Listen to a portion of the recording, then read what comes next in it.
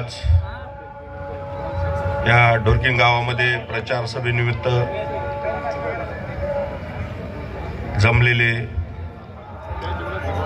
तसेच आपले शिवराज भाई इथं आलेले आहेत।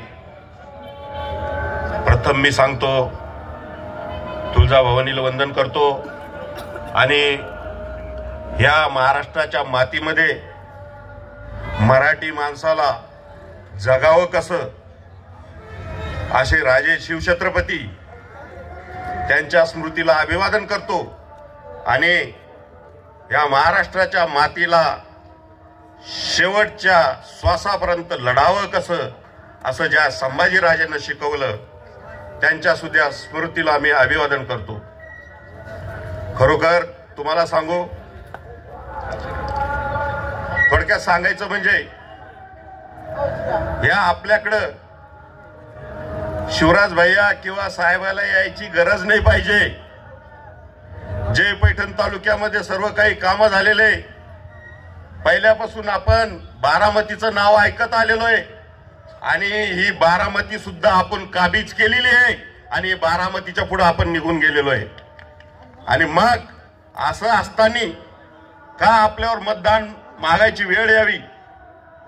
प्रत्येक चेहऱ्यामध्ये विलास बापू आहे, शिवराज भैया।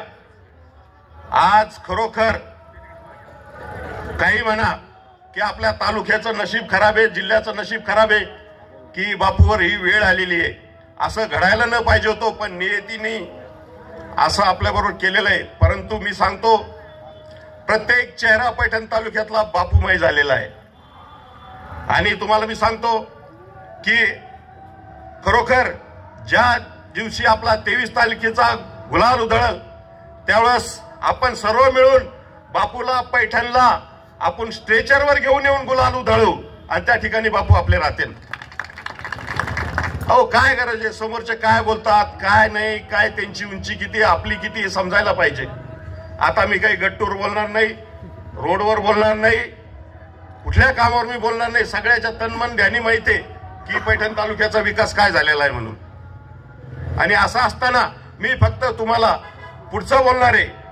मी एक उद्योजक आहे आणि साहेबांनी मला उद्योजक असताना माझा शिक्का पुसवलेला आणि मार्केट कमिटीमध्ये मला मार्केट कमिटीचं संचालक केलेलं आहे।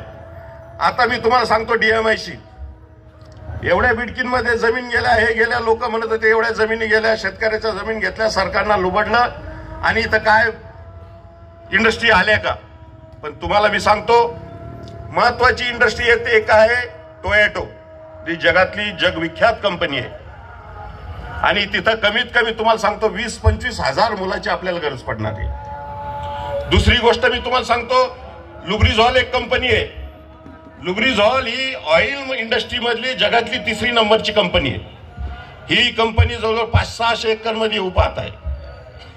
4थी कंपनी आहे कास्मो फिल्म, ज्यांनी ऑलरेडी 160 एकर जमीन आपल्याकडे घेतलेली आहे। अशा विविध कंपन्या आपल्याकडे येत आहे। एवढ्या कंपन्या आल्यानंतर तुम्हाला मी सांगतो की प्रत्येक रोजगार तर मिळणारच आहे। कमीत कमी 70,000 ते 1,00,000 युवकांना तिथं रोजगार मिळणार आहे। त्याच्या पुढे मी जाऊन सांगतो तुम्हाला तिथं या कंपन्याला वेंडरशिप लागणार आहे। वेंडरशिप याचा अर्थ असा होतो की समजा उद्या टोयोटो कंपनी आली, त्यांचे ब्रेक पॅड बनवायचे, त्यांचे क्लच वायर बनायचे, त्याच्या ज्या काय गोष्टी बनावं लागणार आहे त्याला, त्या कंपन्या छोट्या छोट्या लोकांना ते काम देणार आहे। तर ते काम आपल्याला तिथं मुलांना मिळणार आहे त्या इंडस्ट्रीमध्ये। पण त्याच्यासाठी आपल्याला प्रायोगिक तत्वावर आपल्याला तिथं तयारी करणार आहे। कमीत कमी आपला मुलगा एक टेक्निकल झाला पाहिजे, कमीत कमी ITI झाला पाहिजे, कमीत कमी डिप्लोमा इंजिनियर झाला पाहिजे। ह्या परिस्थितीमध्ये ह्या मुलं जर आपले ट्रेन झाले तर आपलं भवितव्य खूप उज्ज्वल आहे। त्याच्यामुळे मी सांगतो आणि ही कंपन्या कशा आल्या याचं कारण एक आहे, भुमरे साहेब ज्यावेळेस मंत्री झाले आणि मंत्री झाल्यानंतर तुम्हाला माहिती आहे आपले सावंत साहेब खास साहेबाचे मित्र आहेत। CM साहेब तर साहेबाला मामाच म्हणतात। आपल्या साहेबांनी त्यांना एक घाल घातली किंवा म्हटले त्यांना की बा ठीक आहे आमच्यावर एक इथं ठपका लागू लागला की बा एवढ्या कंपन्या आल्या मग इथं पुढे काय होणार, जमीन तर शेतकऱ्याची गेलेली।